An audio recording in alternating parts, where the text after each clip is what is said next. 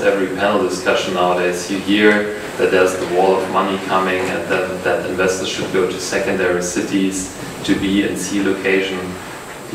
Realistically, I often see, I think the main reason for this is that German life insurances are very risk averse, that these organizations, they never invest in these locations, they have their strict core-only strategies. Do you see any trend that also life insurances and German pension funds may actually change their allocation? You want to pick that up? Yeah, Thilo.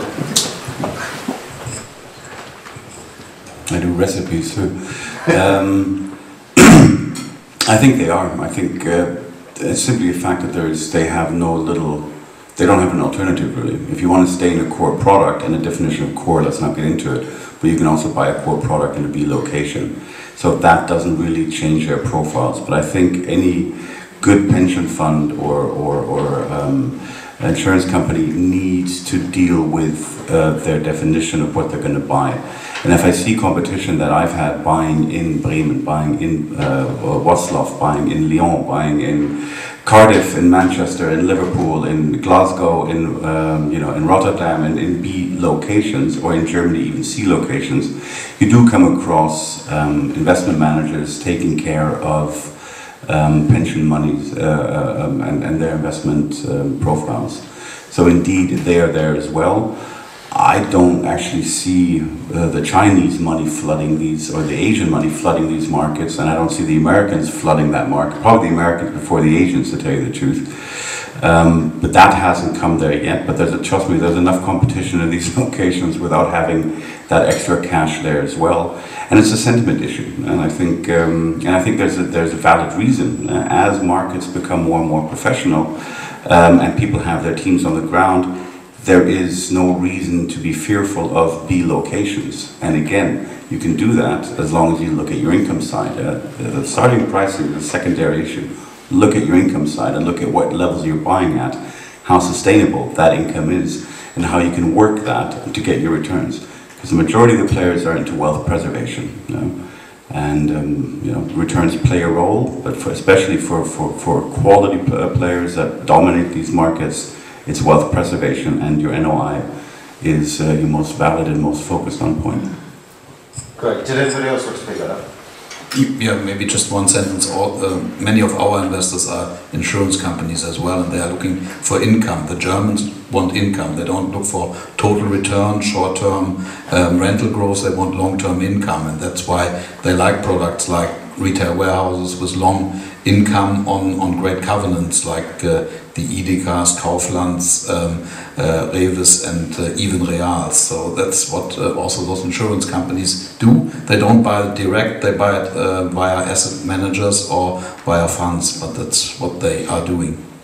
Yes, and I think they don't have another choice. Most of them have to refinance guaranteed interest of old 4%.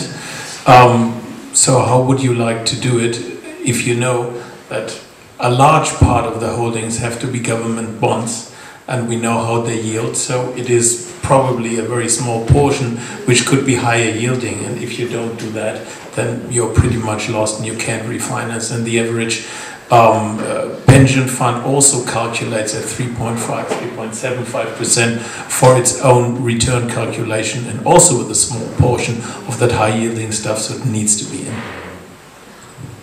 I think it's a question of wrong wording. If we're talking about secondary cities or B or C, why A cities are have a lower risks than the B city? We see the rent level in Frankfurt is going up, going down. If we are talking about the rent level in Bielefeld or Bad Salzuflen, it's fixed. There's no change through all of the years.